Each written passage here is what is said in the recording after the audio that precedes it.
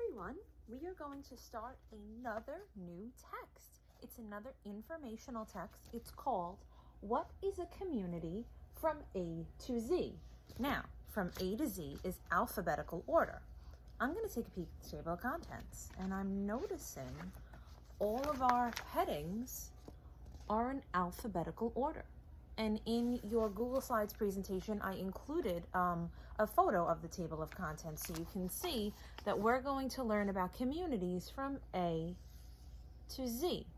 Today, I'm only going to read to you A through D, and then I'm going to give you a task for E. So let's get started. A is for all about communities.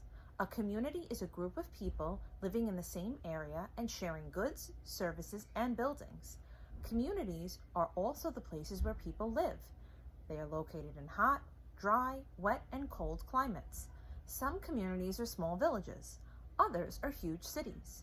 Communities located on the outskirts of cities are called suburbs. Large communities are made up of smaller ones called neighborhoods. This city neighborhood is a busy place. And you can see an illustration of a city neighborhood. B. B is for buildings. People in a community live and work in buildings.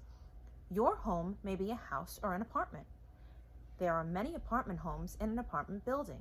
Schools, libraries, shops, churches, temples, and hospitals are other kinds of buildings in a community. Buildings can have different shapes and sizes. Churches often have steeples, and office buildings can be more than 30 stories high. Very tall buildings are called skyscrapers. So we have this photo here. I'm going to read you the caption in a minute. The downtown areas of many cities have tall office buildings. Some apartment buildings provide homes for hundreds of people. And this is top right. Communities have places of worship, such as churches and temples. This church is in New Mexico and is made of clay. Houses come in many shapes and sizes. This family home has a swimming pool in its backyard. Is your home a house or an apartment? Okay, on to C. C is for culture. Culture includes history, art, music, food, and recreation. Art galleries, theaters, and museums are examples of places in a community in which you can learn about culture. Some communities have neighborhoods where many people of one cultural heritage live and work.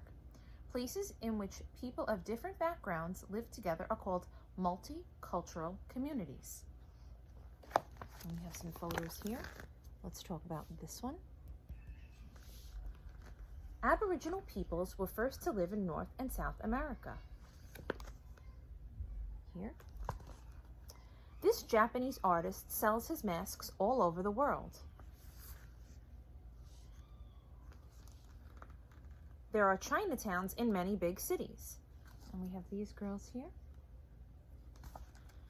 These girls celebrate their Caribbean culture in a lively parade. D is for development. Development is the growth that takes place in a community. As communities develop, they are constantly changing. Over time, the population or number of people in a community grows. New buildings are constructed and old buildings are destructed or torn down. Write down all the ways your community has changed in the past year.